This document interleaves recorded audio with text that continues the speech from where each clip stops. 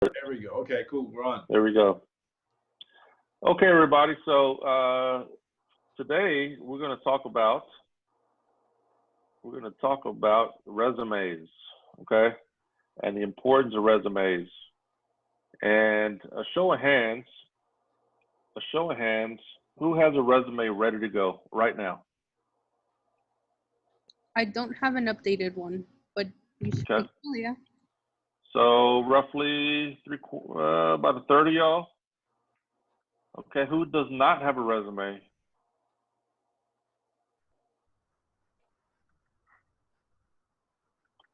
Okay.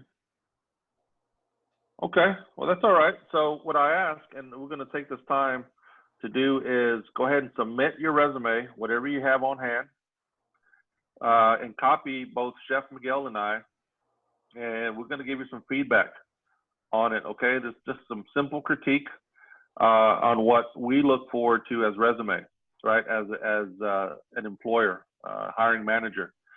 Chef is going to have his certain criteria, and I'm going to have mine. And what I like to talk about is those differences, right, of what we look for in a resume.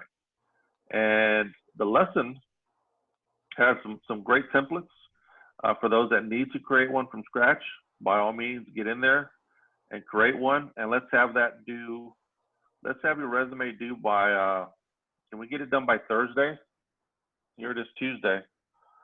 For those that do not have a resume, can y'all get it done by Thursday? You can give me a thumbs up. Marissa, I see you. Okay. And the reason being is because the next couple of weeks, the next lesson asks you about your resume. Okay. So this course kind of I kind of took the option of that everybody has one already. So if you don't, that's okay. Let's get one together. Okay. All right. So I'm gonna go in and talk about what I look forward to in resume, and then I'll shift the floor to Chef. Okay, so this was, y'all, one of the most favorite part of my job, right, of my career, being out there hiring people. I absolutely loved it. Okay, I love being in front of someone, and I love getting them to commit to the team. And what I mean by that is they would sell themselves, right? They would market themselves to this position. And anyone can go to a job interview and say, yes, Felix, I really need a job. Okay, well, H-E-B's hiring. Whataburger's always hiring, right? Why do you want to work for me? Why do you want to work for this organization, right? And that may be one of the toughest questions, right? But even before that, right, before you even got to face-to-face with me, there was a pre-screening involved where I'll call you on the phone. But even before that was the submission of your resume, right, of your application. Can anyone tell me right now what the average time a hiring manager looks at your resume? You can just put your hand up and tell me. The average amount of time. Catherine, go ahead. 5 minutes? 5 minutes? Okay, good guess. I think I'm just going to call on you guys. Madison, what do you think? What is the average amount of time a hiring manager looks at a resume? I was going to say 5 minutes also, so I guess I'll just up it to 10. Okay, 10 minutes. Kayla, what do you think?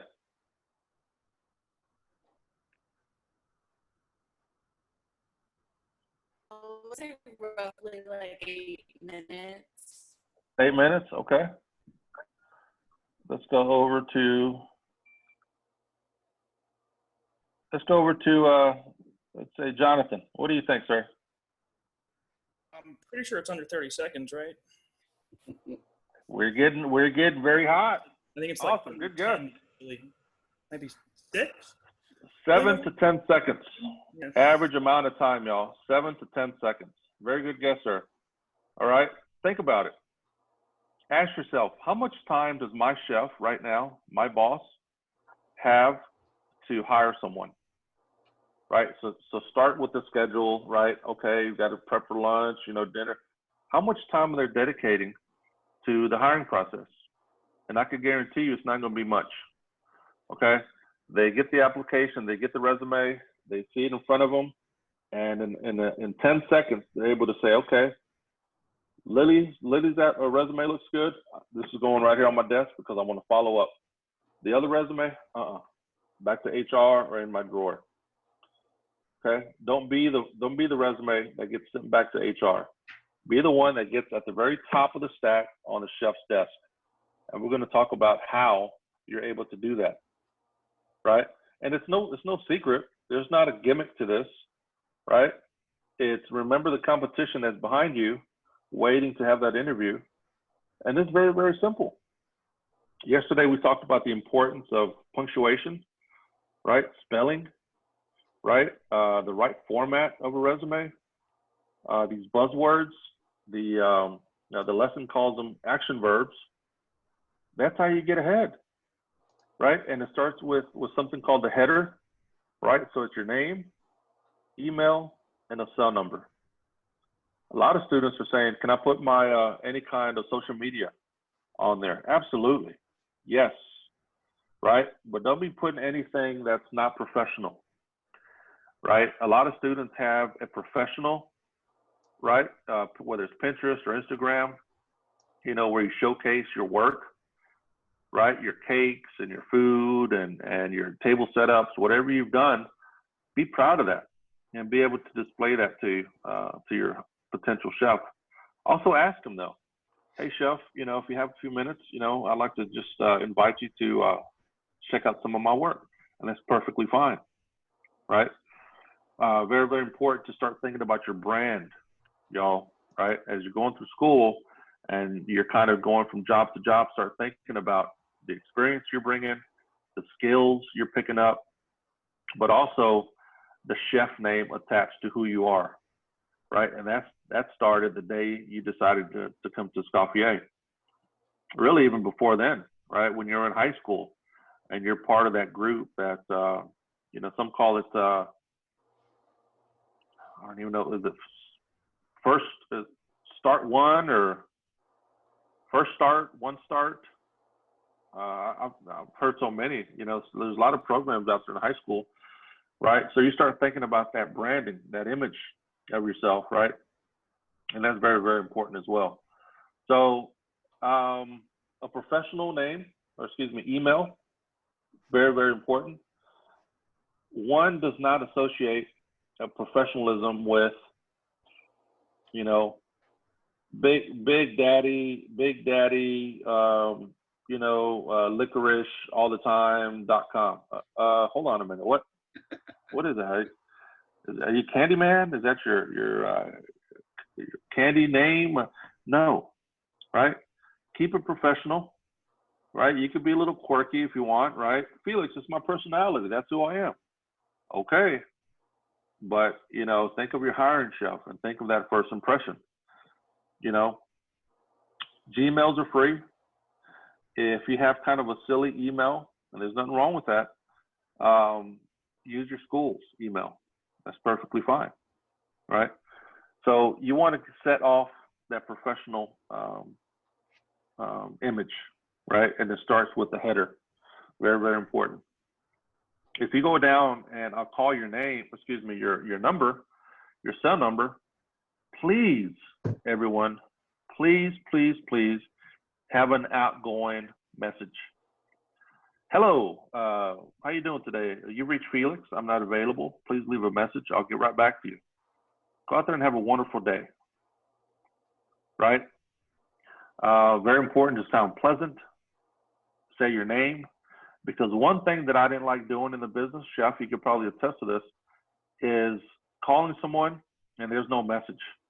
The person you're trying to reach is, right, unavailable. Hold on a minute. Does that match up the number on my resume? Did I dial the wrong number? That's a waste of time, right? So if you're in the job market, especially right now, if you're looking for a job, take 2 minutes, literally. I'm gonna record my message here. Roommate, can you call me? Does that sound professional? What do I have to change? Am I stuttering? It takes 2 minutes, right? So have that pleasant, professional, outgoing message. It's vital. It really is vital to a hiring manager to be able to match the name with what's on the resume. Okay. And a little tip, smile. Smile when you say Daniel Almaris, right? Sound pleasant. How you doing, man? Right? And be proud, right? Be proud. Hey, chef, this is what I'm bringing to the table. This is me, right? This is my brand. Okay, so someone tell me the difference between professional summary and an objective on your resume. What is the major difference? Anyone? I think a professional summary will be pretty much what you've done in your career, and then the objective is what you can relate to that job that you're trying to get, right? Choice of words. Choice of words? Yeah. Okay. Okay. Who else? The difference between an objective and a professional summary. Once you have your header, right, you got your email, name, cell number, you have a paragraph there, right? And, you know, a couple of terms for it is professional summary, objective, you know, and there's some other things, but those are the top two that come to mind. Any major difference there? That was good, by the way, Daniel. Chef, what do you think? Does it make a difference how they title that? It does. It does make a difference. How do they title that? Because like you said, you know, you have about 30 seconds, under less than a minute to read that resume. And, you know, to piggyback what Mr. Phillips was talking about, before I came on campus, I used to get 1,000 resumes left and right, email, in person, and I would just scan them, maybe 30 seconds. And the things that I would look for was, first of all, the tenure. If you were at a job for a month to 2 weeks, 3 months, I wouldn't hire you. So I would look for that tenure. If you were there for 2 years, yes, definitely. That was the step up the game of me going into further and looking at your resume. Now, if you were an extern or a culinary student, I will take a look at your resume. If you were working for 6 months, I will definitely take an interest, because I know being in school and working, you can't work full time and go to school, so you're gonna be job hopping around. So I will definitely take that in consideration. But if somebody who had already graduated from culinary school and was in the field for more than a year, and your tenure, your past employments were less than 6 months, I wouldn't even take a chance. Why would I make an investment, spending my time and my money out of my pocket to invest in you if you're going to jump ship within the next 6 months? Second thing I would look for is numbers. Okay, in the restaurant business, in the field, you know, if my restaurant is doing 200 covers at night for dinner, maybe 300 for breakfast and 150 for lunch, then I would definitely want to ask, do you have the experience of you know, being on the kitchen line to produce such covers? And if you do, then that's, you know, again, that ups the game about me investigating, possibly bringing you for an interview. Next thing of that, if you have no experience in the restaurant, then what about sales? If you were in a sales position, what were your sales? Well, again, I'm looking for numbers that specify how much you were in charge of selling. What was your selling average? What were your coverage average? If you were in banquets, what was the largest banquet you did? What was the smallest one? So these are the things that I would look for as far as that. And also too, some of you guys might not have a resume with a lot of experience in it, but definitely I would write down foundations 101. You guys in culinary arts or in pastries, all that you guys went through, from broiling, sauteing, grilling, put that on the resume. As you know, again, like Philip said, put it on there too. So if you could come across my desk, if I scan your resume for 30 seconds, if I hold on it for more than 30 seconds, then I'm interested in it. Then I'm going to start reading about, again, your tenure, the numbers, and what kind of cooking skills do you have? Do you fit that team? Do you fit my team? Can I place you somewhere that is going to benefit and it's going to be a win-win for both? The resume is who you are on a sheet of paper, right? Students could argue, hold on, Felix, that's not really, well, yes, it is, right? In a workspace environment, It's who you are. It's going to tell me where you worked, right? What kind of skills you have, and the experiences, right? Until you get in front of me, and we have that conversation, face to face. That's how I'm going to base it on. So it's very, very important to be aware of obviously all the simple things, the punctuation, the spelling, the white space amount on the resume, right? The black space, meaning all of the tight knit words, and trust me, you want to put out as much information as possible, but just be careful how you do it, right? You have something called bullets, right? You guys know what bullets are, and then you just have long statements that aren't really sentences because you're not using periods a lot of the times, right? Chef is also right about numbers. I want to see that. I want to see, did you decrease numbers? Did you increase sales? Did you reduce food costs, right? How were you part of that? And that'll come out in the wash, right? But when you're trying to scan and look, you're trying to see, these kind of buzzwords. I'll call them, buzzwords, but they're action verbs, and it does make you seem smarter and look smarter because you know what you're talking about. But the goal that you all should have is to get the interview, because once you get the interview, that's the time to shine. That's the time to be your true self, professional. Be aware of other things too, body language and slouching and all that kind of stuff. But that resume is your ticket in, right? And for me, I did look at your header. I looked at your objective. Okay, so your objective is how you want to work for my organization, right? Your intent to work for me. A professional summary, right, to answer the question, is kind of an overview of your skill set, right, and your experience. So there is a little difference there, right? Don't get it confused, right? And you have to custom tailor your resume to each opportunity. That's huge. It's okay to have a master resume, right? But you're not going to be using the same one for, let's say, True Lux Seafood and Steakhouse, right, to an Amy's. Well, why not, Felix? I mean, think about it for a minute. Some of your skill sets, right, may be a little offset. So you want to make the skill set that shine for Amy's, right, front of the house, sales driven, loyalty to, your customer base, right, outgoing, friendly, professional, right? Skill set for the steakhouse, True Lux, right, could be also time management, sanitation, right, ability to handle stress, right? All of these things that could be just a little different and get that the best opportunity for that. So it's not a one size fits all. It really isn't. You have to custom tailor it. Let's, Chef, you want to add anything else? Yeah, and don't repeat yourself in your resume. Use different keywords on it, so you don't sound repetitive.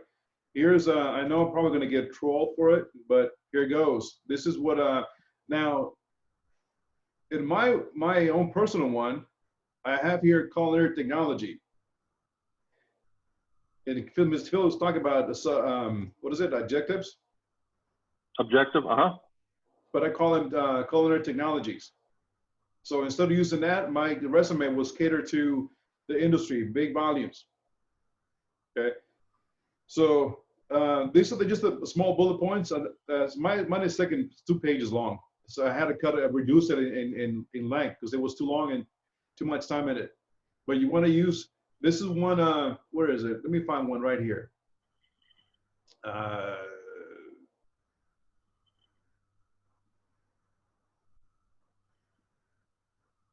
Yeah, that one.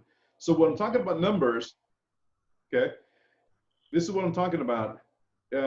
Like, you see this one here, will say assistant garde chef, so forth, so on. Managing a staff of 5 to 15 delegated banquet functions to assist 10 to 7,000 customers. Those are the numbers I'm looking for. Completed food representation orders, ranging from 100 to 30,000 patrons, 400 square feet of meeting space. So I'm looking for those numbers. I'm looking what you are able to, capable of handling. also the tenure too. So I had it down here. The time that I spent, the shortest time I spent one place, it was a Langston. I only spent less than a year. But everything else is the year, 2 years, the most being 7 years at one time. So I'm looking for tenure. I'm looking for numbers. Adjectives, I use culinary technology instead. What else? So that's what I'm looking for in the resume. And I have my bullet points here on the left-hand side of the resume. It's too long, so I had to cut it back. So that's kind of what I'm looking for in the resume. Okay, and the top should be your information, your contact information, and even your highlights. What, like Felix said, a little bit about yourself. Why do I want to hire you? Why are you going to be a good fit for this property? Why? So put it there, and then go down the list and put on your employment history, and also what you did on those events. So just kind of a sample what we're looking for. So numbers is a big one. Definitely numbers. Chef, that's a very impressive resume, and Long. it's long, you know. I've always been told you all that you go back about 10 years, Yeah. right on your resume. You know, 1 page to 2 pages. Once you start getting to that 3 page, that's, you know, you're executive level, right? Like chef, you know, you're going for the big dog, so to speak, positions, because you've done it all, and you know you want to be able to showcase everything. So that's more an executive style resume for you all that don't have, you know, 15 plus years in the business like chef does. 1 to 2 pages, right? Keep it simple, keep it very, very clean and neat, and let's outdo the guy who's waiting in the kitchen there for us, right? Or the young lady who's there waiting for the same opportunity. Beat them, and the way you beat them to the face-to-face is by the things that we just talked about, right? So very good. Thank you for sharing that, Chef. No, you're welcome. You know. So have you guys gone into the lesson this week and looked at those templates for those that need the resume? You can give me a thumbs up. Have y'all gone in there to see, Catherine? Okay. Did you pick a template that's right for you? Were you able to pick a nice template for you? I already had a resume, but I was just looking through it to see what to expect. Okay. Okay, good. So how many of y'all, show of hands, has visited Ann or Jamil at Student Services? Yeah. Yeah, I really, really enjoy their format.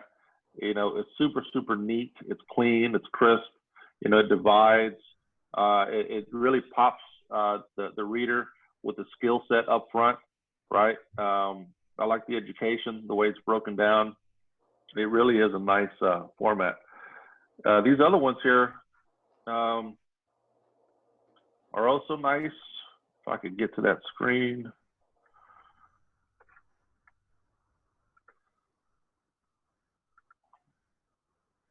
Let me open this up. I'll show you some different formats here.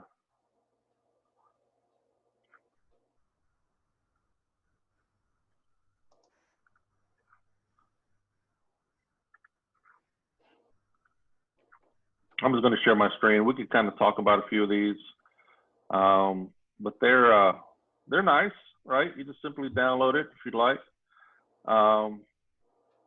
Server, I'm not a fan of colors, y'all. Okay, so something to be aware of. I know you're trying to stand out, but don't go trying to buy the ink, right? Because chances are the person who's going to print it out isn't really going to be printing an ink, right, in different colors. So I'm not a big fan of it. Okay. The whole split side down the middle, that could be a little wonky sometimes if your margins aren't right. If you're all over the road over here, that may be a little off-centered, not too easy on the eyes. Okay. Let's click on this guy.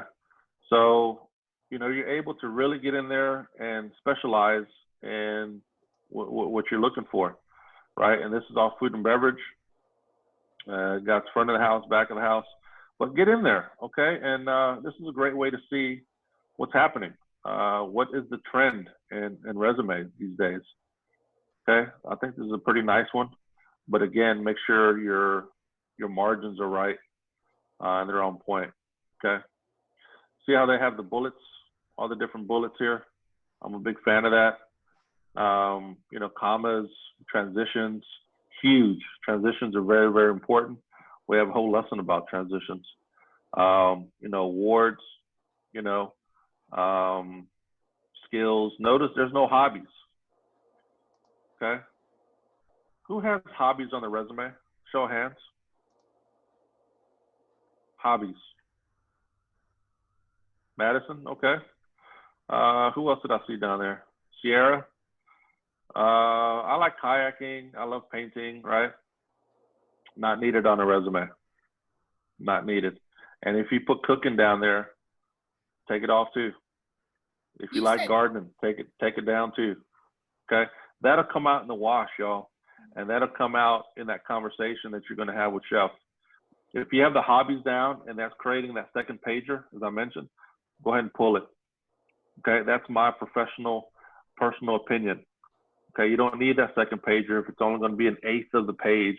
Hobbies. I love to garden. I love to read. Yank it. Okay, you don't need it. Go ahead. Sierra, you had a question? I just didn't know if you said copies or hobbies. No, hobbies with an H. Hobbies. Hobbies. Oh no. Okay. I just said copies. Yeah. No, hobby. You know, I like to go kayaking. I like to go, what's that one sport where you're paddling, paddleboard? No, pull that, right? Because that will let me know once you get in front of me who you really are outside of the kitchen, right? But wait for it, right? You don't need to disclose that on your resume. Also, too, you want to maximize the real estate property on that sheet. You want to put as much information as you can of your experience and not use it for other things like hobbies. So maximize real estate property wisely by formatting properly. Make sure you have all the information needed for that job you're going for. And like Mr. Felix said, give her that hobby. That is going to come up maybe during the interview. They might ask you, so what are your hobbies? Leave that. That's not a needed item on your resume. I have to agree with that. Let me ask you this, and you could just put your hand up. Do you need your Social Security on your resume? Social Security number. Heck no. All right. How about your date of birth? You'd be surprised. How about your physical address? Physical address. I see Jonathan shaking his head no. Here's my opinion. And right now, today's modern time, right? Of course, we're all in this pandemic together. Under normal circumstances, think about this. If you submit a resume, okay, 2 resumes, both of them equally significant, both qualified, right? You're applying for a position downtown.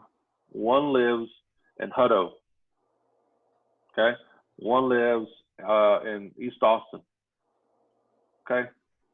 Someone could use that physical address to discriminate against you. Think about that. They already have your address somewhere. It's on the application, right? You don't need the big neon arrows on your resume saying, hey, this is where I live. This is where I live. Look at me. That's just my opinion, okay? Again, you're trying to one-up the competitors, right? Your competition. Name, email, cell number. That's it, right? And it's a shame, right? But it does happen, and it can happen to you based on where you live, right? You know, and I've even heard that from a couple of students say, oh man, I didn't get a job. Well, why?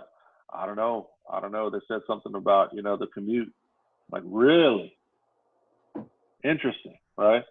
So you never want to give any one of your employers, your future employers, any excuse, right? So something to consider. And that's just my opinion, Chef. You know, you could have a different opinion, but that's what I have Well, you're right about, you know, Understood. because your address is on the application, but a lot of resumes that I've seen come across my path have the address on it. And that wouldn't discriminate on the address, on the distance of the different city. You know, if it was somebody that we truly uh, could see that would fit the team and the company and the culture, then we'll bring him in for that interview. And during the interview process, you know, there are certain questions you can ask, certain questions you cannot ask. You can't ask, you know, do you have a car? No.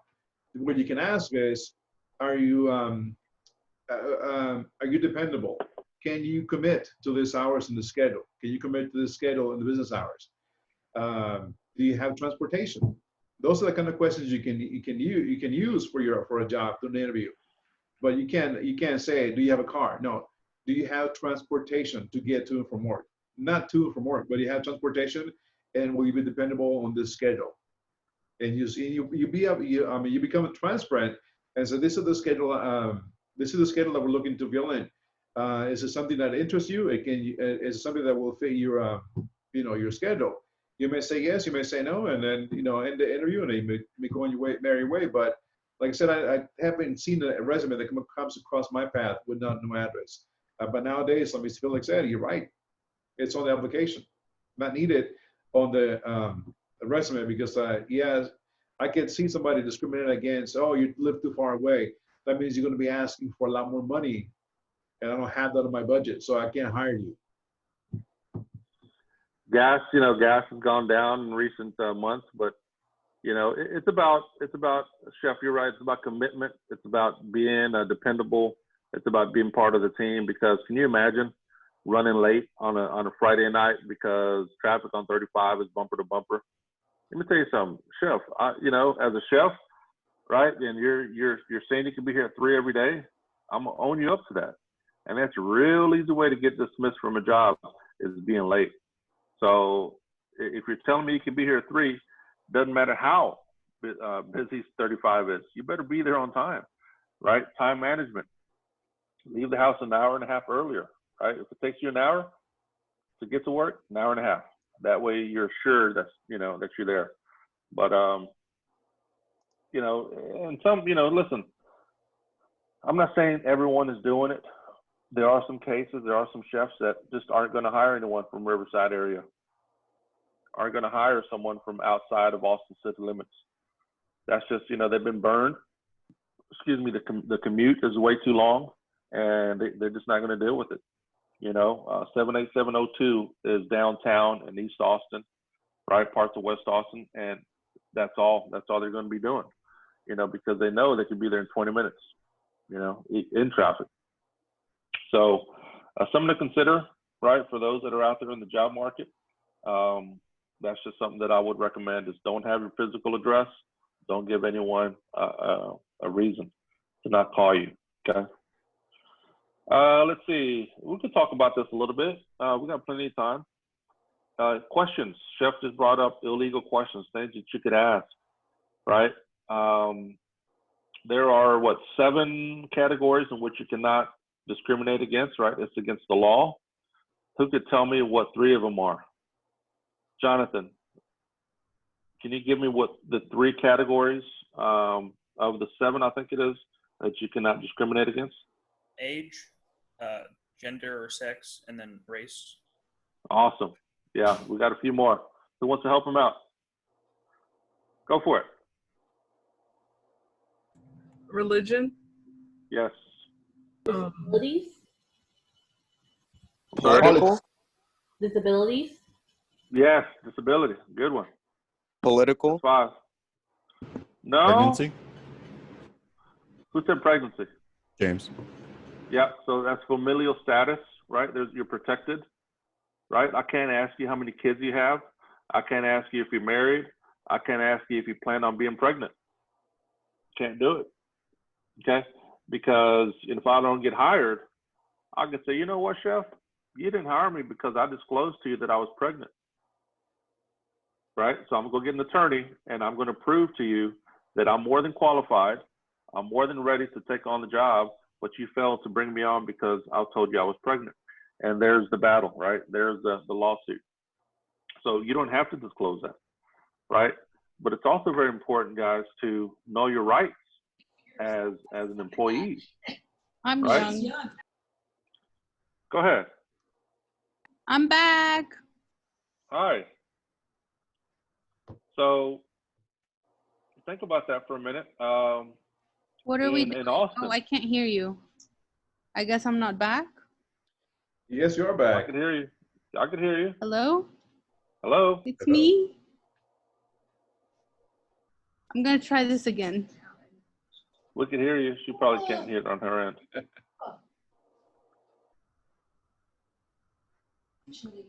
Unmute.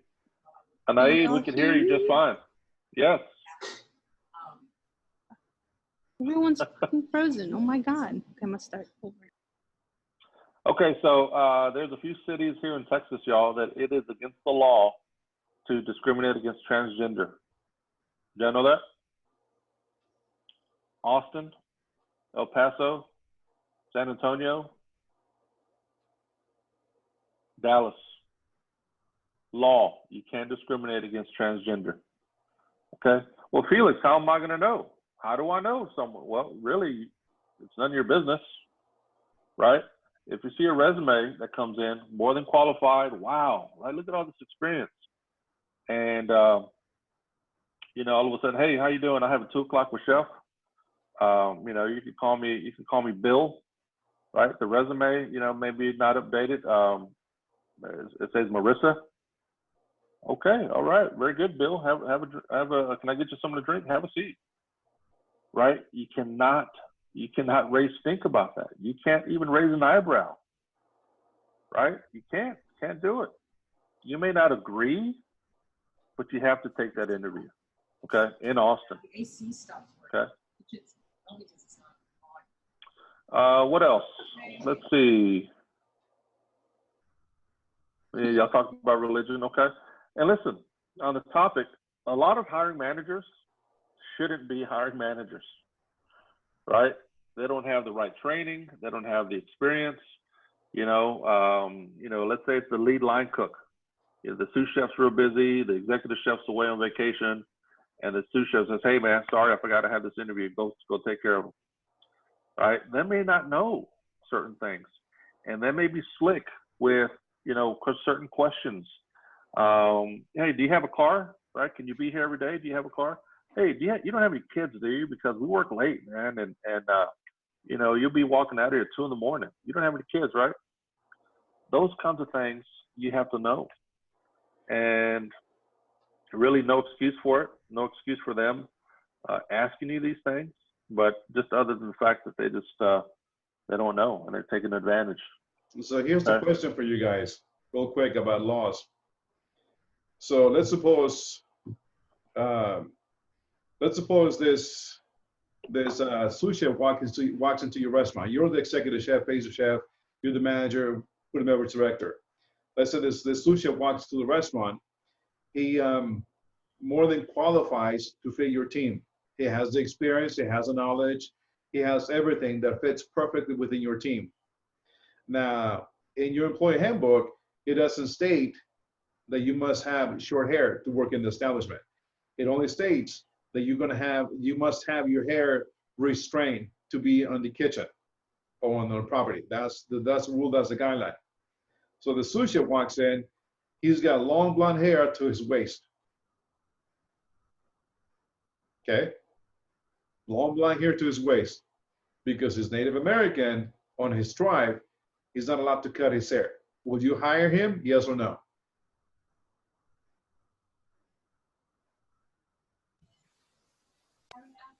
I think, yeah, because he don't need to cut his hair, right? He just need to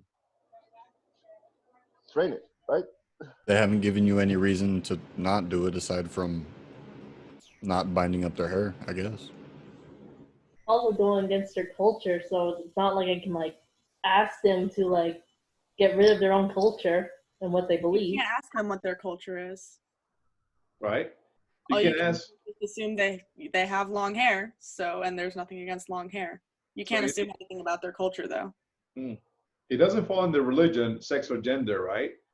But it falls in a different category. You cannot discriminate because somebody has long hair. So this example that I just shared with you guys in Oklahoma, I just opened up the Embassy Suites in Norman. It's 43,000 square feet of space. That means you can fit about 2,000 in banquets. Anyways, this gentleman walks in. First, I got his resume. Looks good so far, so on. We decided to bring him in. He walks in with his long blonde hair up to his waist with a ponytail, right? He's very well dressed. You know, we decided to hire him.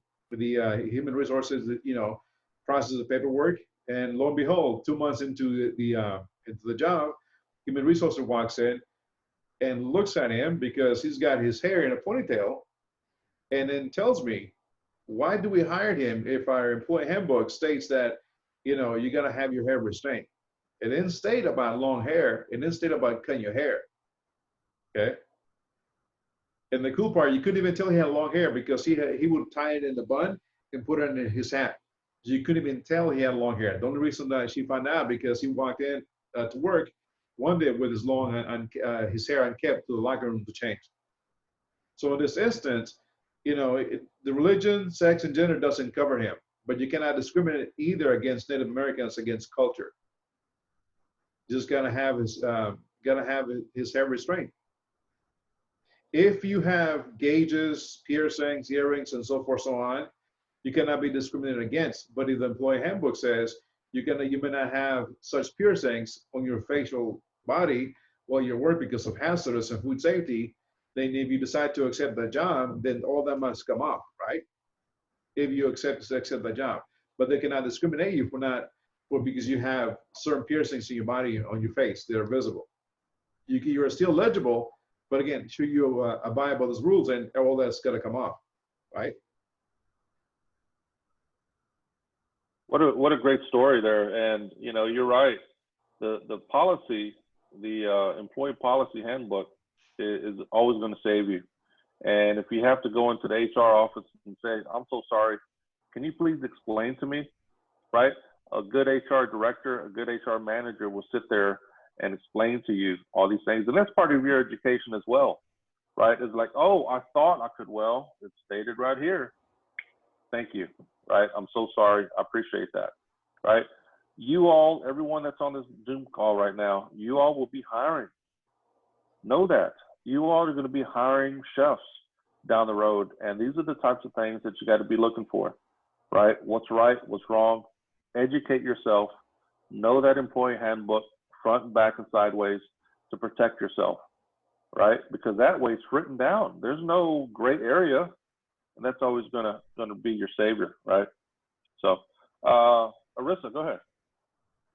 So my brother works at Little Caesars right now, and he's a manager there, and him and his boss, they both have like tattoos up and down their bodies, arms, everywhere, and they had a person come in and apply for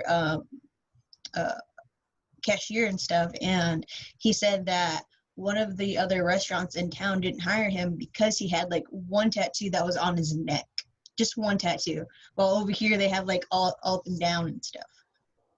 So Little Caesars hired him, and right now they're the best restaurant in my town. Like, they're number one, not based on what they look like, but based on like how they take care of customer service a lot. And on Facebook, I always see them saying so much positive things about it and everything, like about Little Caesars here. Yeah, no, good story. It all depends on the who you're going to work for and what the company policies are. When I was back in the days when I was working for Disney, there was no facial hair allowed on your face. You always had to smile, and that was part of the employee handbook. Always had to smile. Always had to have short hair, no mustache, no goatee, no long sideburns, no jewelry for females, no strump review. All those, pretty much like in the military, pretty much. Now they have eased their restrictions and they allow mustaches, but they don't come up below your upper lip. And you can have tattoos, but they can't be visible. Now, we had a couple of instances with some of our students interview and apply for Disney. They fit the bill, they fit perfectly, but they had to cover their sleeve tattoos while they're employed. So it all depends on the company. There are places that will hire you if they have a squeaky clean image and that's their culture, that's okay. If you fit that bill, that's cool. If you guys live in Austin or are from Austin, I would suggest, when everything opens up and goes back to normal, go check out Magnolia, South Congress, and go check out the lifestyle behind the line. Awesome food, great customer service, and great prices, but the lifestyle behind it, dreadlocks, long beards, t-shirts, jeans, baseball cap, the service, long gauges, tatted all over the place. Awesome service, but again, that's their culture. So it all depends who you're going to work for. The question is, if you guys are going to get an offer of 75,000 and one for 50, one for 50 doesn't really care what you look like and the facial tattoos, piercings, but the 75,000 does, and you cannot allowed to have any piercings in your face. Who are you going to work for? What's more important to you? Is it your image? That's cool, and I can understand that. But if it's something you can have to, maybe go to work and get paid that $75,000 a job, a year, and then work for 8-10 hours and then go home and be back to normal, it's all up to you. That's your choice. I'm just saying that places are out there, the employers have the company policies, and you are the one that's going to either abide by them or not. It's your choice. That's great, and that's very true. And you all will know, right? It's about fit, right? Are they a good fit for you? Will they work for your lifestyle, your schedule? And also, in turn, will they count on you, right? So it has to work both ways, and you're quickly going to find that out after that interview, right? Let's see. This is a great discussion, y'all. Mm-hmm. This is a great discussion. Let's talk a little bit about the questions, just while we're on this. What kind of questions will you ask your future boss, right? And in my speech class, we also cover this, and we actually have them submit 10 questions that they're going to pull from their little bank and ask, right? Because you always have that opportunity. Hey, Catherine, so, thank you for coming in today. Appreciate your time. Do you have anything for me? Here's a tip. Don't ever say, no, chef, you covered everything, and walk away. Don't do that, right? Because again, you're trying to beat the competition. You just showed me there's no interest. You showed me, right, you have no kind of personality. You don't want to get to know me, as a chef, as a human being. I'm assuming you know everything about the business and the culture, right? I'm assuming that you know everything about the menu, website, who we are, our mission. And if you sit there and say, no, you're good, chef. Okay, I'm going to take that resume and I'm going to send it back to HR. I would do that. I would personally do that, right? Because I've gotten burned too many times, and usually I can't make my decision based off of that. See, what's important to realize, you got to be able to pull the trigger in that half an hour, 45 minutes, and that's pre-stage, right? Stage is another story, right? We're talking about face-to-face. You have a 2 o'clock. I'm going to try to keep you for about a good half hour because I'm busy too, right? And if you're telling me you have no questions for me, that's not going to work. Okay, so real quick, I'll just pick a few of you guys. What is your go-to question, Ms. Julia? The first thing that I always ask an interviewer when they ask me if I have any questions is what got them into the industry or into that specific job, because people like to talk about themselves. So that's a great question, and you learn a lot about someone, right? And a lot of things is going on, right? You got all this noise in your mind, and you're trying to figure out, can I get along with this person? Can they get along with me? Yes, I'm going to reporting right to them. How do I feel about that? Right? And that's a great question because, yes, people do like talking about themselves, and they're going to shed a little light on, this is who they are. Maybe outside of work, what they enjoy doing, or within work, and they're going to set the standards, right? They'll set that bar, and you're going to quickly make your decision to say, you know what? I could live with that. I could do that, right? Wow. Thank you, chef. Thanks for sharing that. That's a good question. Andrew, what's your go-to question, sir, when they ask you about, do you have anything for me? Can you ask that one more time? Yeah. What is your go-to question during the interview when they ask you, "Hey, do you have anything for me, sir?"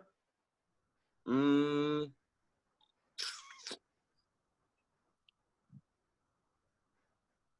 trying to think, but I can't really think of anything off the top.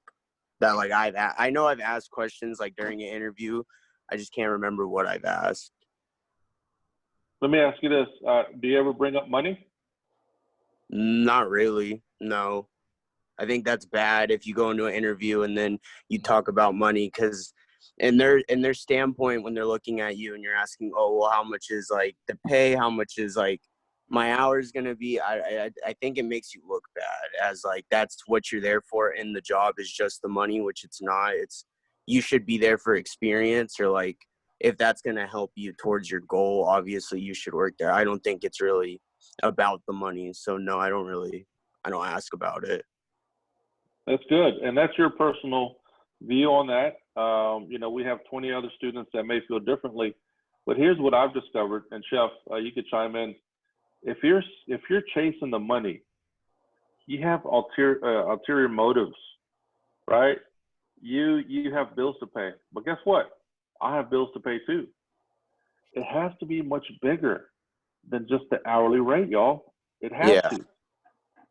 And that's great. You bring up experience, right? What kind of skills are you going to take away? What kind of knowledge? What kind of growth are you going to be? Are you working with certain proteins that you've never worked before? Certain vegetables, right? What kind of cuisine? All of these things is only making your brand better, right? And it's very important to understand that 50 cents is not a lot of money. And it's not worth risking that, that opportunity if you're solely seeking a $50 or even a $1 raise. In my opinion, it's not worth it. So never bring up money. In fact, that's part of your research that you need to be doing. Okay? Pick up the phone. Hey, how you doing? HR? Hey, just a quick question. Listen, I'm not a headhunter. I'm not a recruiter. I'm someone just interested. What do line cooks start off at? Just a ballpark. They'll be more than happy to tell you. Okay? So you should know what the sweet spot is in Austin right now. And when I first started at Escoffier, students were telling me it's between $12 and $14 an hour for a line cook position. Has that changed a little bit? Probably. I couldn't tell you what that sweet spot is. It could have dropped because of all this, or it could have increased because of demand. I'm not sure. Right? Who had their hand up? Daniel? I'm sorry. Did you have your hand up, sir? Oh, yes, sir. I just want to caveat on that, what you say about the money. You can also go online and check pretty much everything online and find out exactly how much that job pay. I think Glassdoor.com is one of them. That you can, you don't even need to ask that question. You already should know the answer before you go there. Good. Very good. Yes, you're right. There's Glassdoor.com. There's Salary.com. You put in the zip code, I think. You put in Austin, or you type in the city. What kind of restaurant? Is it country club? Is it hospital? I think they'll kind of give you an idea. So that's the kind of research you should be doing anyway, right? Let's see. Looks like James. Go ahead, sir.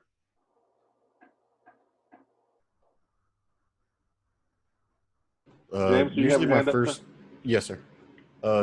So if I ever go into an interview or a stage or something and they ask, do you have any questions for me? My go-to one is asking them if they can give me a brief run through of what a slow day versus their peak, output day. Like, what are the differences in between it? Kind of walking me through the process of how it's set up, start to finish. It is kind of putting your interviewer on a spot and making them kind of, work through it in their own head of, oh, this is what happens day after day. But to me, it's always helped out to get a position, especially when asking a question like that, because they see that is a question that's usually not asked, and you want to be there and are very interested in getting hired. That's a great question. Great question. And there's many. Listen, there's no really right or wrong. Well, maybe some wrong ones out there, but if it's work related, If it's, hey chef, you know, what's the biggest challenge you're currently facing in your kitchen, right? How can I be part of the solution if given the opportunity? Hold on, what? Whoa, you're asking me how? Well, first of all, right, I am looking for this position, right? I see you're a Scotty graduate or currently going to school. This is what you could do, right? And then they'll lay it out for you. What a great question, right?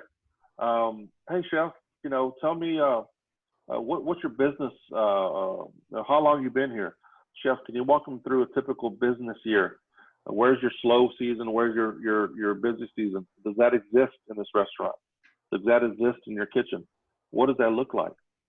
Right, chef, tell me a little bit about the culture right now in your kitchen. Can you put your finger on it and tell me what that's looking like right now?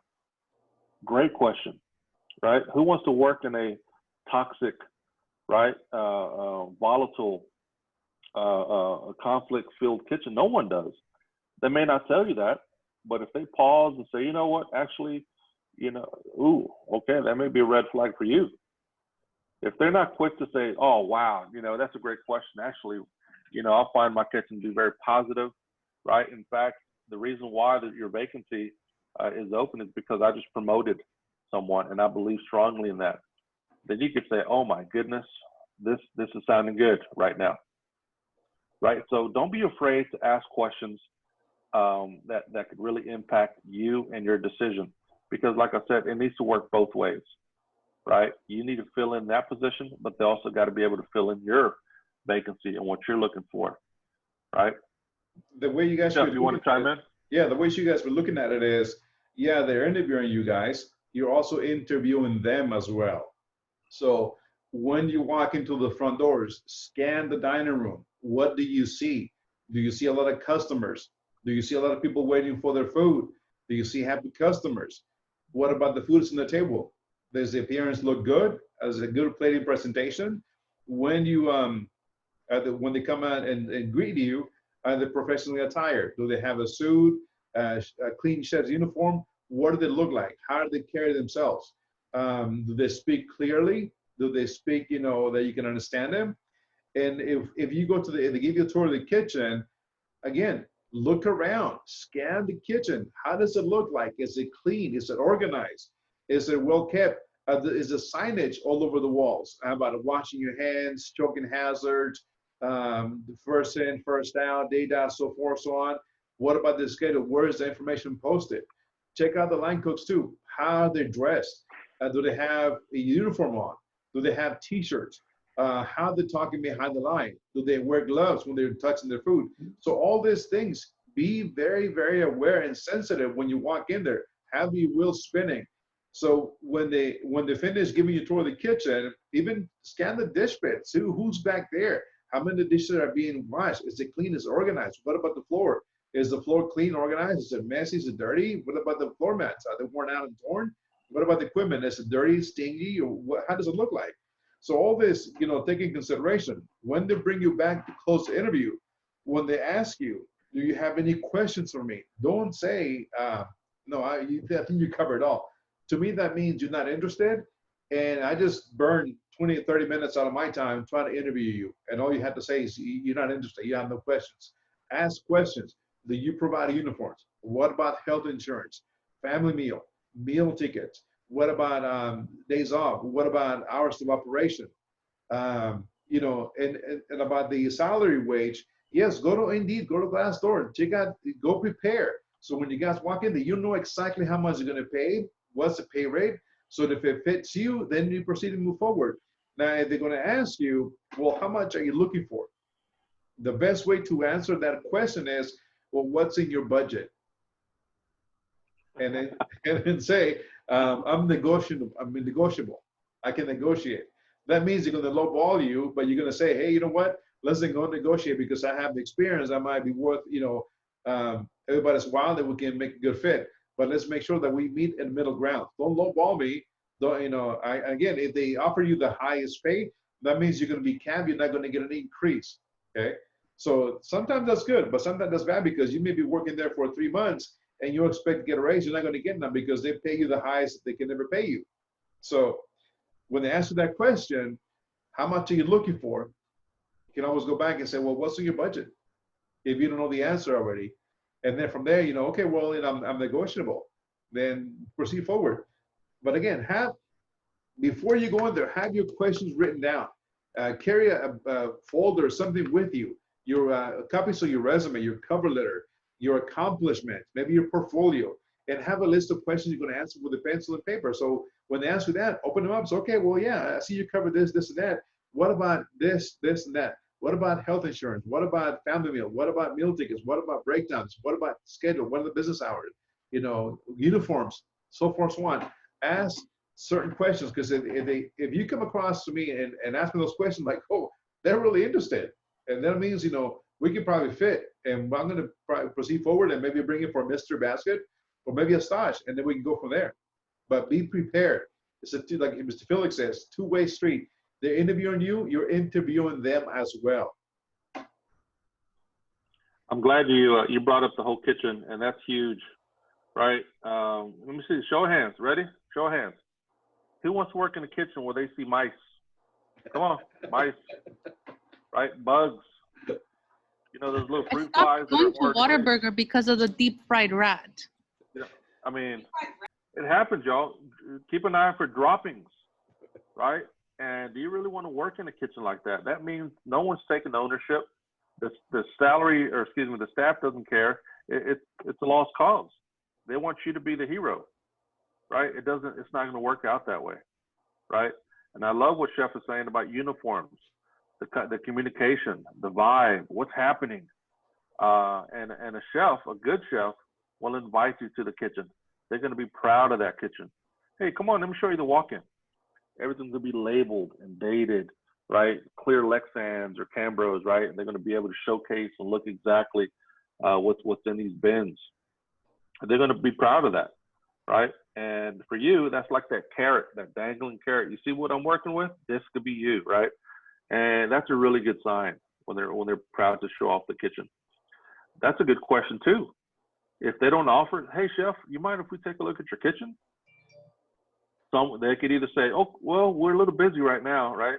Or they could say, they could stall, they could say no, or they could say, absolutely, come on back, right? So obviously very, very important it needs to work for you as well.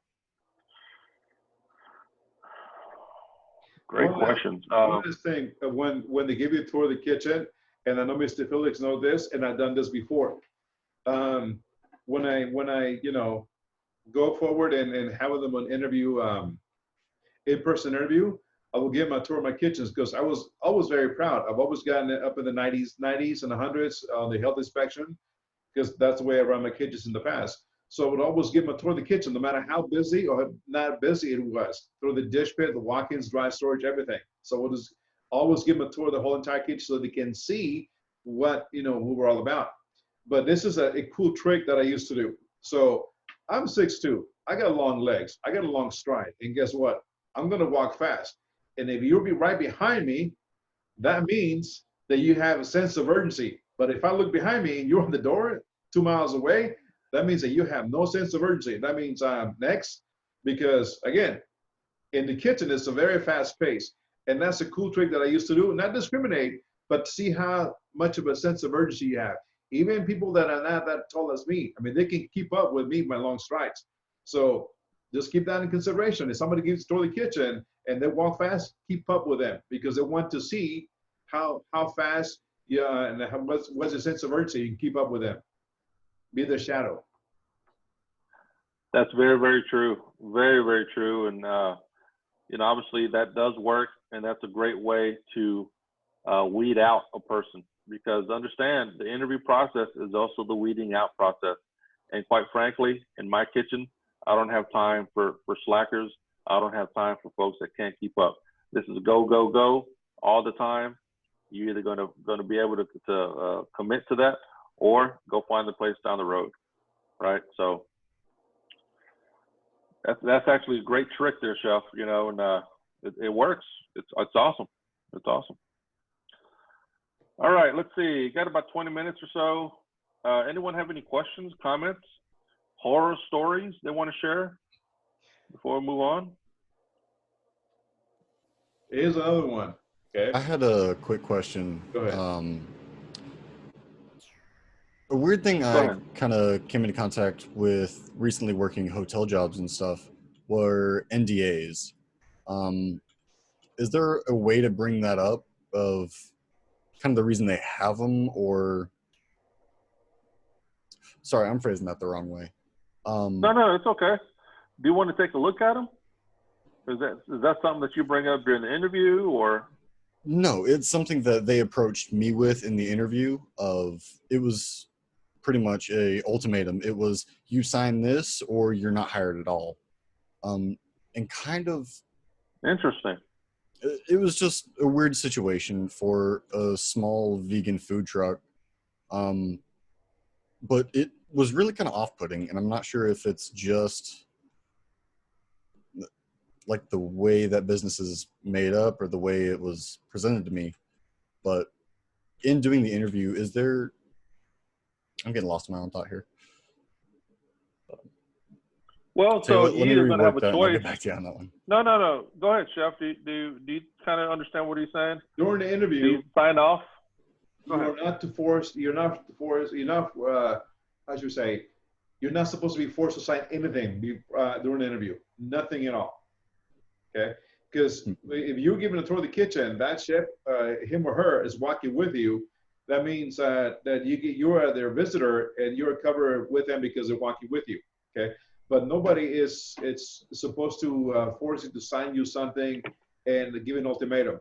That is unethical. That's something that is off-putting, and I would never, proceed with a place that tells me either sign this or we're not going to hire you. No way. Okay. And jumping off that, something you had said earlier about your physical address and stuff like that, if you do just leave that off of the application and they approach you about it, what's kind of the best way to at least distance the question or kind of maneuver around it? Off the resume or off the application? Off the application or the resume. Off the resume, if they ask you why it's not on the resume, yeah, you could say, my instructor, Felix at Escoffier, told me not to put it on there, and therefore it's on the application now. All right. Well, you can always say it's already an application, and I'm trying to maximize. And do his number too. So yeah. Say it's on my application and try to put my experience on my resume sheet, and I don't have enough space for my address. Yeah, you're trying to free up real estate. Yeah. Anything that, if they keep pressing on it, then obviously they want to use that against you. Yeah. Really, what difference does it make? Right? Well, if someone's not using it against you, someone shouldn't be put off by the fact that it's not on your resume. It's on the application. And if they ask you about that, you can always say, well, I only live about 30 minutes away from here, 30, 40 minutes. Just give them a time limit, 30 minutes, 40 minutes, or 45 minutes. Just be honest. That's about it. Because your address is on the application, and they ask you, well, I live 30 minutes away. So that way they know that you can commit and be able to commit to work. So one of the questions that we didn't cover, what about somebody that has a convicted felon or has a track on the record? Can you hire them or can you not hire them? I feel like you should. Not if it's a felony. If they do background checks, you cannot. Shouldn't it depend on what it was? Yes, pending on the conviction. I hired this gentleman from culinary school. He was he changed careers in his mid-40s. He was working in the oil industry somewhere in Odessa, West Texas. Anyway, so awesome executive suit, but he had I think he was going on his 4th DUI. So he had one of those little breathalyzer motorcycle in his car, and he was convicted. Still hired him. Awesome guy, awesome dude, awesome executive suit. Okay, they're not discriminating. He fit the bill. Again, depending on the conviction, of course, you're not going to bring somebody that's convicted of theft or assault and battery, because you don't want to be put your staff at risk or your customers at risk, or even a convicted sex felon, right? You want to make sure that your staff is clean. and you want to have, make sure they're protected. But I've worked with convicted felons in the past, and some of them have really outshined, and possibly one of them has worked so far more than any of my utilities in the dry storage. Convicted felon in the dry storage. Of course, he was stealing sugar, but that's a different story. Also, shouldn't it depend on like how long ago it was? Because my dad, he's in his 50s now, but when he was 19, he was in with the wrong crowd. Everyone's heard that story. Well, he got charged, and last year I think he went to apply for a position at a gas store, and they did a background check, and they're like, "Sorry, we can't hire you because you've been convicted and stuff." But that was when he was 19. That's like 40 something years ago, so I feel like that shouldn't. Yeah, time, and also depending on the conviction. Those two things I should be taking into consideration. Again, it's up to the company, but again, time and the conviction. If it's a severe conviction that somebody's recently had just been released from being from theft or murder or assault and battery, whatever the case is, then probably not. Okay, but in the application, it always states there, if you have a conviction, you cannot be discriminated against pending on the conviction or the date. You're right, Chef. It is about the type of crime, and typically a lot of companies and even the big major monster companies, the corporations, they're going to be able to pick and choose, right, who they want and what they really want and who they want to keep out. For me, in the retirement community business, it was always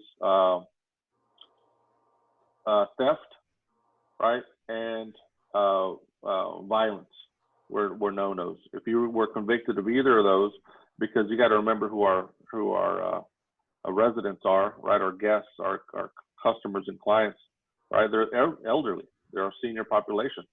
So in order to kind of protect them, the company would say, if you've been convicted of XYZ, go down the road, and that's just them.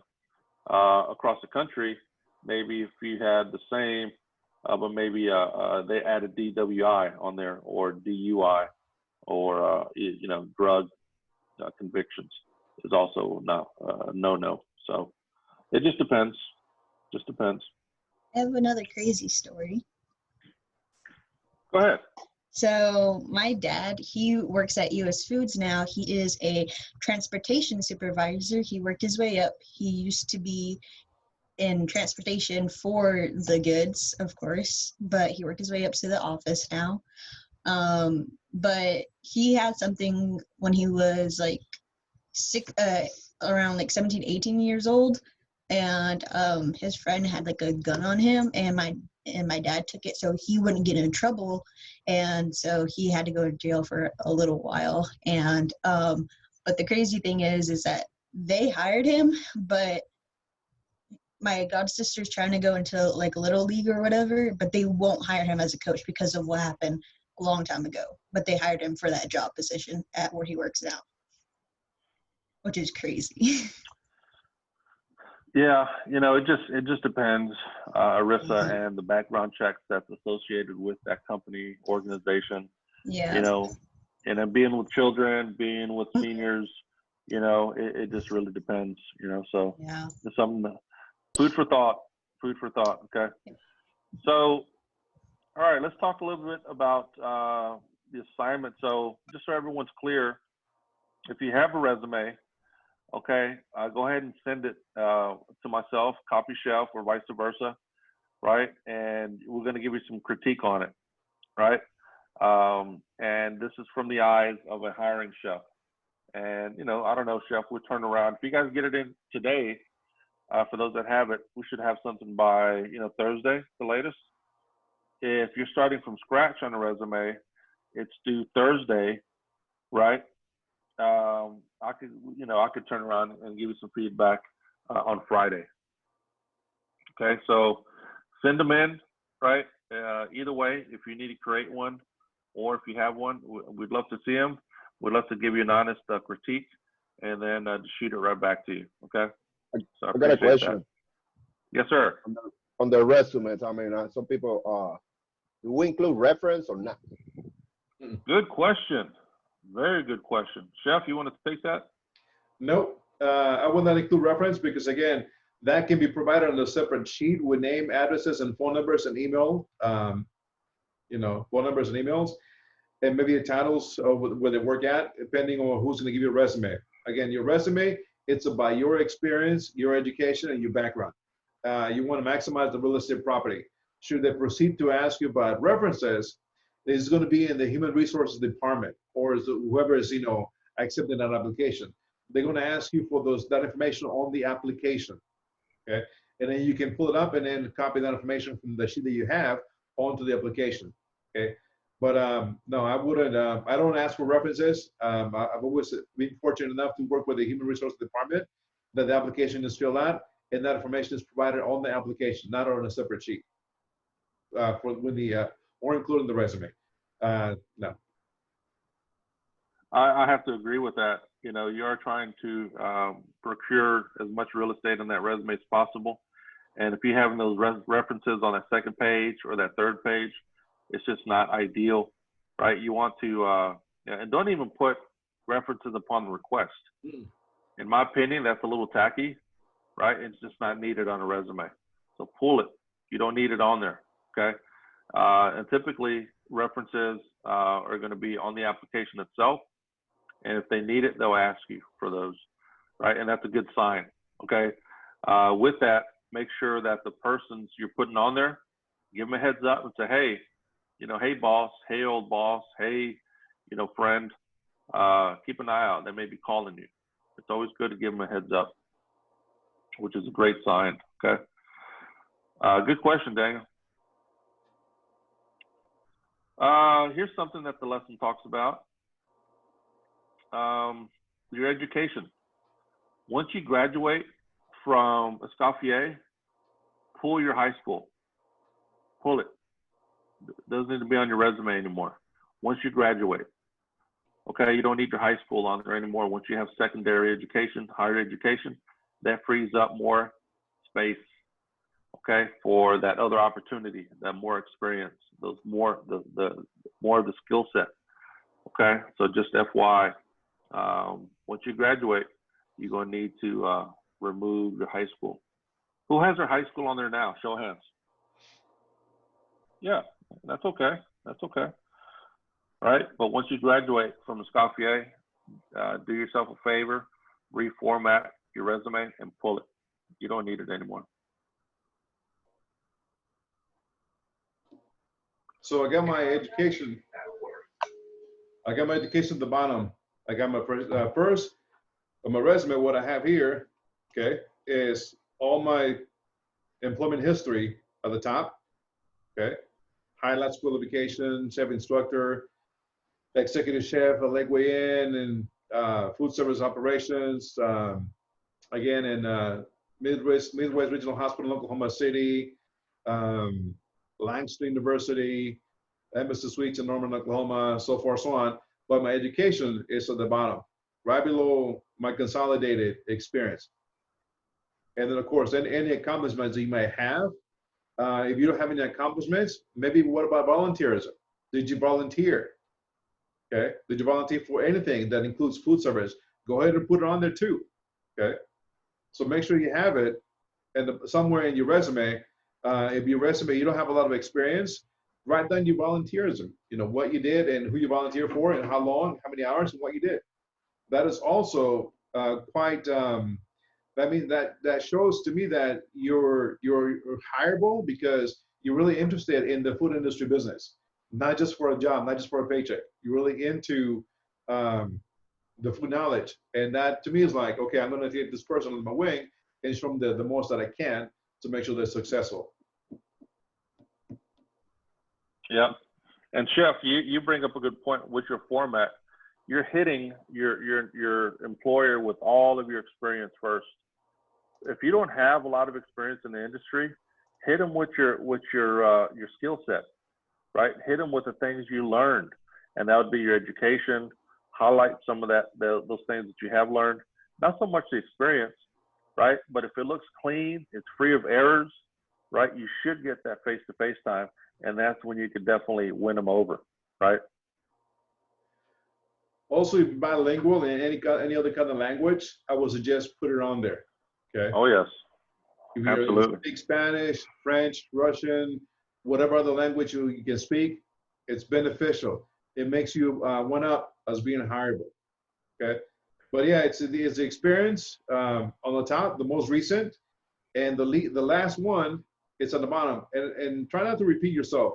See some here. This one I have a lot of items on it, and the one previous, not a lot, because I don't want to repeat over and over again what I did in the same categories.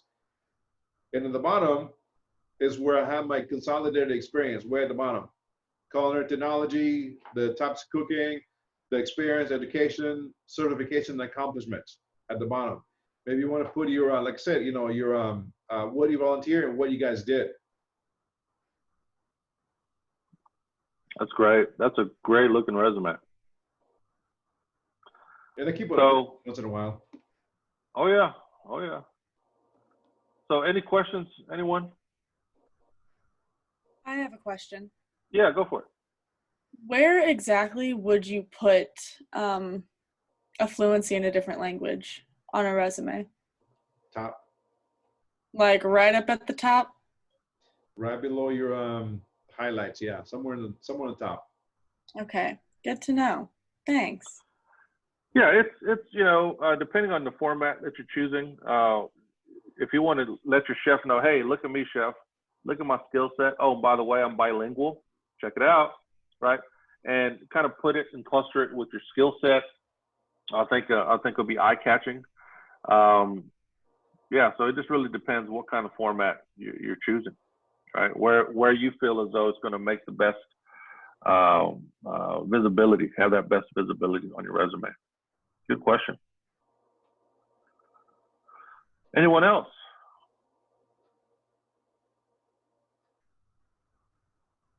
I got a question, Chef. Mr. Felix. On my resume, I mean, when it comes from the experience, my last job was in 2019. Since then, I've been in school, so I've not been working since then. How can you cover that time lapse? The Good question. The time lapse will, anybody that reads your resume will understand you're not working because you went back to school. So So that's something I have to put during that time from 2019 2020, or just wait You're for they ask? your education. So from the last job was 2019. So they ask you, you know, what happened after this? Well, you know, I decided to go back to school, and I'm currently enrolled into school, so they can understand. A good person who's going to hire you is going to take a look at that, and is not going to ask you, you know, why you're not working. They understand that you're going to school and you're not employed at the present time. Somebody that oversees that is going to ask you that question. Why are you not working? Well, duh, it's right here in my resume. I'm going to school right now, right? So yeah. And they should So be you able to pick that up. So would you put that part on your education, or you would put it on your job experience, like from 2019, 2020, currently attending school or Yes. something like that? Yes, I will put that on because you know, put that on there too. So your education, what you're doing. So in this case, I would say right on it, you know, education. Let's pick on their schools from 2019 till present, and bullet points. Your cooking techniques: broiling, grilling, sauteing, pan frying, different cuisines, regionals, whatever you had done so far, baking and pastries. I will write them in there to tell them that, hey, you have knowledge of this in this different fields, and then put the other employment at the bottom, the one previous to that at the bottom. I mean, right below it. Heard. The education counselor is somewhat of a job experience. I think, Daniel, if you have one resume, that's what I'm asking. If you have one, shoot it over to us, right? And we're able to make notes or give you some notes, you know, just in the email to say, hey, let's do this, Daniel, right? To have no big gaps. On the topic of gaps, right? That'll come out in the wash, right? You could always explain that. You know, hey, I'm going to school where it was seasonal. There's a way to put if it was seasonal, right? For those 3 months, and then you're waiting for the season to come back around. Let's say you work from, you know, spring and then fall or something. There's ways to put that in the dates. Here's a question for everyone. How far back, or in other words, do you put a job experience that's less than 30 days? Okay, I see some head shaking. 60 days? 90 days? Yeah, I would. Okay. 90 days? Okay. So here's the thing. Some of y'all are kind of just starting out in the work, right? In the workspace. It may be okay if it shows on your resume, but here it is. If you have 2 years experience working at, this Latin Kitchen, 2 years, 3 years working at Billy Bob's Barbecue, and then all of a sudden 2 weeks at Red Robin. Hold on a minute, what's going on here? And then you have maybe a month at La Madeleine. Ooh, what's going on with this individual? Red flag, red flag. What's happening, right? Do I want to be the 3 times the charm, or do I want to just pass on him, right? He has some of the skills that I'm looking for, but look at the most recent jobs. He's not keeping them. They're not keeping them, and I don't need to take that chance. Look at this other resume, right? A year, 2 years, year and a half, 4 years, and they fit the bill. I'm gonna take my chance on this individual and call him in for an interview, right? So don't be a red flag. What I mean by that is be fair to yourself, be able to kind of work through these conflicts, right? And give it a shot. A lot of jobs have that 30-day probationary period, or 60 days, or even 90 days. My goodness, you have to be able to make it at least 3 months. If not, I mean, you shouldn't have gone in the first place, right? So think of it, don't just have the blinders on. Think of your whole experience as a foodie, as a chef in this business. 3 months is nothing, right, when it comes to a job. And that tells me that you couldn't work through that conflict, right? It tells me that you didn't give it a chance, okay? Because we're talking what, 6 pay periods? No, what is that?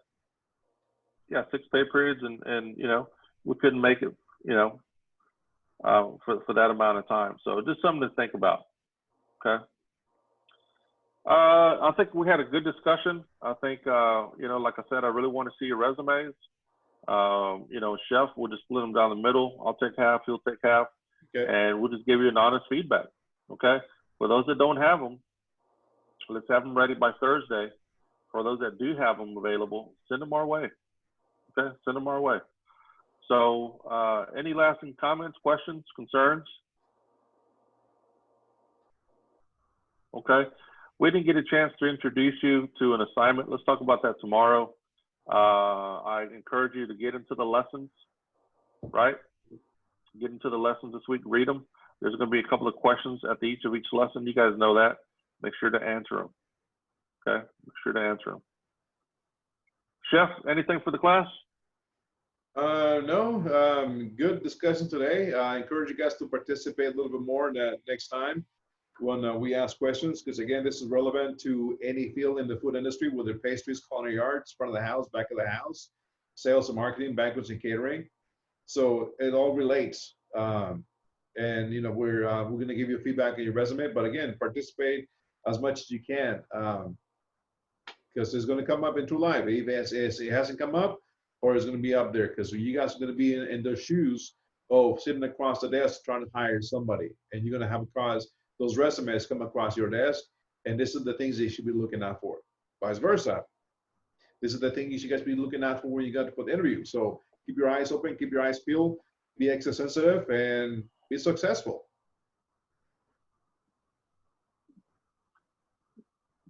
We'll leave it at that. We'll leave it at that. Be successful, be fully aware of your resume and your impression, right, that you're giving off, your brand. All right, y'all. Appreciate it. I think we just had one person now, Chef? Zach. Zach, okay. Very good, y'all. Get ready for Chef in just a few minutes. Go grab a sandwich. We'll see y'all tomorrow, 3 o'clock sharp. Bye, y'all. Bye. See you guys in a bit.